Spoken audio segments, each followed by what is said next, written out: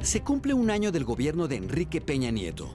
En estos 12 meses, el Pacto por México ha sido la mayor novedad que ha permitido la aprobación de algunas reformas estructurales muy relevantes para el futuro de México, como la educativa y la de telecomunicaciones.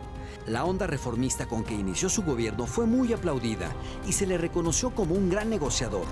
La popularidad del presidente pasó de un 54% de aprobación en diciembre del 2012, según Consulta Mitowski, a un 56% en agosto de este año.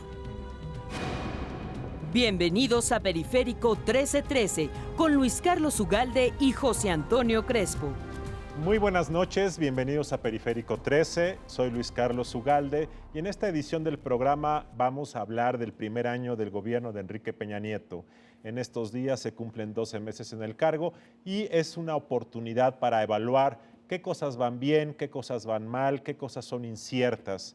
¿Qué cosas ves positivas en este primer año, José Antonio? Lo primero, lo más destacado de este gobierno y lo que lo ha distinguido respecto de otros gobiernos anteriores es el Pacto por México, que ha sido un instrumento de negociación política que ha sido bastante fructífero, ha sido bastante eficaz, ha roto de alguna manera la inercia y la parálisis que se habían encontrado en gobiernos anteriores entre el Ejecutivo y el Legislativo, sobre todo para las reformas estructurales.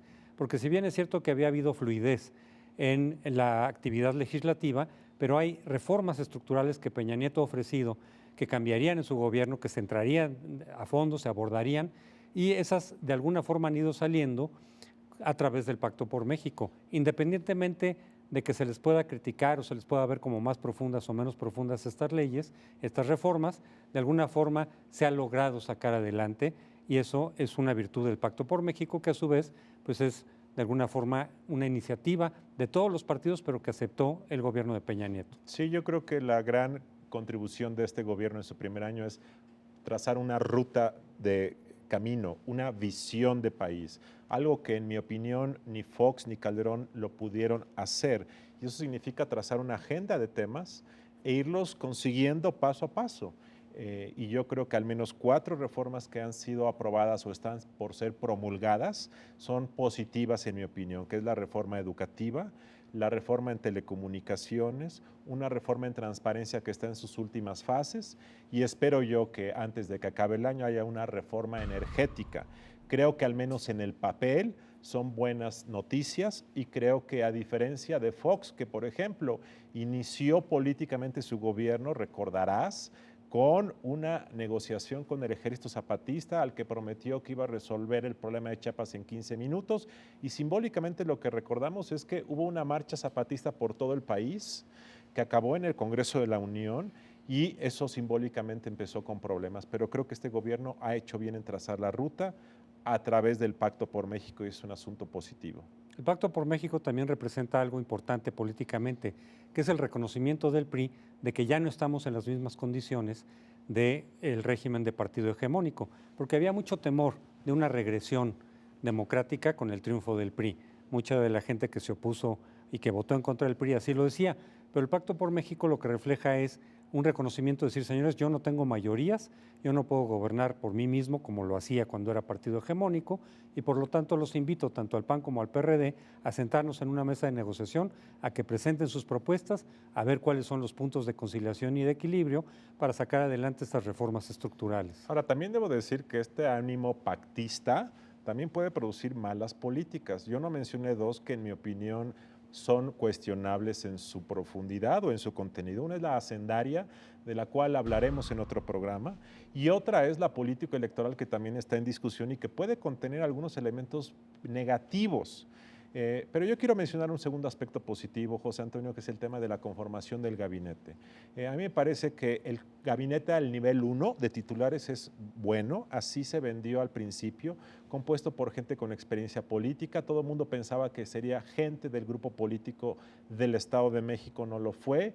Muchos de ellos tienen experiencia legislativa y creo que en su primer momento esa fue una noticia positiva. Ahora comentaré en la segunda fase que a nivel 2 o nivel 3 hay quien considera que deja mucho que desear, pero creo que la composición del gabinete, en mi opinión, también fue una buena noticia del primer año. Los críticos del presidente Enrique Peña Nieto dicen que su gobierno está más interesado en aprobar leyes que en aplicarlas. Las críticas reprochan la dinámica de un gobierno demasiado pragmático que, a cambio de concretar y legitimar sus objetivos, ha abierto la cartera y dado dinero a sus adversarios para apaciguarlos. Se critica que la reforma educativa, por ejemplo, puede fracasar por la inacción del gobierno federal y de los gobiernos frente a los maestros disidentes. Bueno, pero en todos los gobiernos son gobiernos de sombras y luces, en todos ellos hay claroscuros, de tal manera que hemos hablado de algunos aspectos positivos de este primer año de gobierno de Enrique Peña Nieto, pero también hay deficiencias que los críticos han señalado.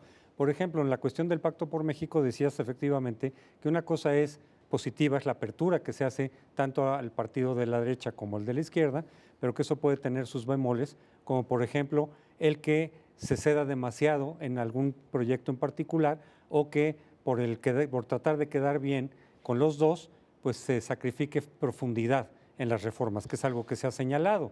Es decir, que el pacto se convierte en el fin y no en el instrumento, y que por tener a todos en la mesa sentados, el gobierno acabe por darles algo a unos y darles algo a otros. Y lo que uno espera de un gobierno, además de negociar, es que negocie para políticas consistentes y claras. Y muchos aliados del gobierno consideran que en la reforma hacendaria, por una táctica política, se dio a posiciones de la izquierda que yo creo que no son correctas para el bien de México. De tal forma que ahí se habría privilegiado el estar juntos al fin de para qué queremos estar juntos, y creo que eso sí es cuestionable, José Antonio. Y que también, de alguna forma, en la democracia lo que prevalece es la mayoría, no necesariamente el consenso, porque precisamente se reconoce que puede haber pluralidad y divergencia en las ideas y en los programas, entonces que en realidad lo que se debe de buscar es las reformas en sentido congruente, con mayorías, que con eso basta para que sean aprobadas, mayorías calificadas o mayorías absolutas, y que aquí se ha privilegiado el consenso, con lo cual se puede generar este cierto desorden en algunas de las reformas. Y hay otra cosa que a mí me preocupa más, y que creo que esa es la cuestión que a mí más me preocupa, que por querer aprobar tantas cosas en un año, porque yo entiendo que hay una ventana de oportunidad política, y lo que no hagas el primer año después es muy difícil hacer, pero por querer meter tanto en la máquina legislativa, acabes por no ejecutar nada. Y voy a dar un ejemplo. La reforma educativa es de tal dimensión e importancia que su ejecución requiere una inversión de capital político del gobierno enorme, que no le está dando porque también está negociando una hacendaria, está negociando una política electoral y la más importante para el gobierno, que es la energética. El presidente debería estar sentado cada semana o cada mes con todos los gobernadores pasando lista de qué hay que hacer y qué está fallando. Y ya hoy se nota que muchos gobernadores no la están aplicando, de tal forma que podemos en 2 años, José Antonio, amanecer con la novedad y con la enorme tristeza de que una reforma tan importante no se ejecute o fracase, porque simplemente fue una reforma de papel que no hubo el ímpetu o la inversión suficiente para que fuera realidad. O el hecho de que se vaya desvirtuando, ya sea en la práctica como en el propio papel, en la parte secundaria, en la parte de reglamentación, ante los acuerdos que se llegan a hacer con el magisterio, que evidentemente se movilizó, que fue otra de las notas de este año, una movilización fuerte, intensa del magisterio, de la Coordinadora Nacional de Trabajadores de la Educación, que de alguna forma hace que la reforma educativa pueda estarse vulnerando a la hora de la práctica y de aterrizar, digamos, ya en concreto. Me parece que otro punto que está pendiente también en este gobierno es el de la seguridad. No quedaba claro durante la campaña en qué términos se diferenciaría la estrategia del actual gobierno de Peña Nieto respecto de la de Felipe Calderón, porque de hecho se asumía una posición crítica frente a la estrategia seguida por Calderón. Pero ahora, a un año, pues no hemos visto la diferencia fundamental entre estas estrategias, en qué ha cambiado, en qué ha sido diferente la estrategia de Peña Nieto, y tampoco hemos visto resultados muy contundentes. De hecho, la violencia sigue avanzando, es imposible de parar por lo pronto, y en ese sentido me parece que queda todavía el pendiente. Habrá que esperar más tiempo, como lo ha pedido el propio gobierno, para poder evaluar si su estrategia en realidad es distinta a la de Calderón y sobre todo que arroja resultados más eficaces. Pero por ahora terminamos en este segundo segmento, regresamos a las conclusiones y las propuestas. Como todo gobierno, el del presidente Peña Nieto es de luces y sombras, como es en todo el mundo. La pregunta relevante es cómo propiciar que el gobierno a los 6 años de distancia pueda ser un gobierno con un saldo positivo. ¿Qué debe ocurrir? ¿Qué crees que debe hacer el gobierno? Bueno, yo creo que tiene que precisar desde luego bien su agenda, porque efectivamente en esta situación y en este juego entre los dos partidos me parece que se ha desdibujado. Incluso creo que algunas de las reformas tendrían que profundizar mucho más.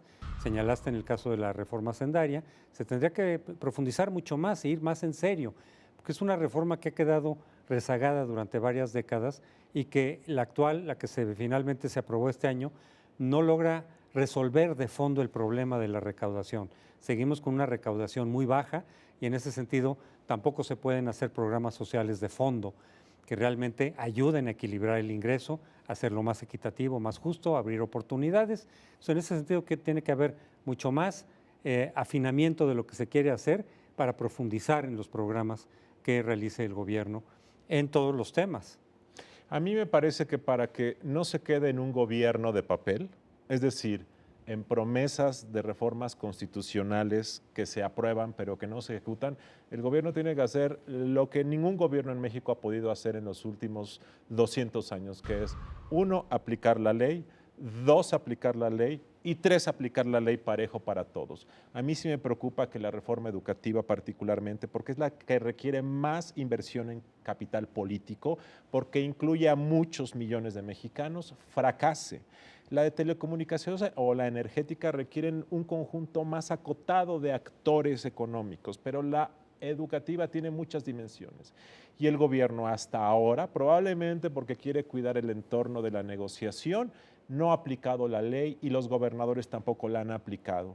Y también ha habido negociaciones con los electricistas de una reforma que hizo el presidente Calderón hace muchos años en donde se les ofreció dinero. Entonces, temo que el gobierno pueda caer en el fenómeno del clientelismo, de arreglar las cosas con negociaciones parciales y creo que la más importante de las reformas estructurales de México, antes que la energética y la hacendaria, es la reforma estructural para tener un país de leyes. Esa es la gran transformación y yo no veo hasta ahora que en este gobierno, como en ninguno de los anteriores de los últimos años, haya habido ese ímpetu de cumplir la ley y ese me parece el mayor riesgo y a mí me parecería que hacerlo sería la mayor seguridad de que va a haber éxito. Gracias por acompañarnos en esta edición de Periférico 1313.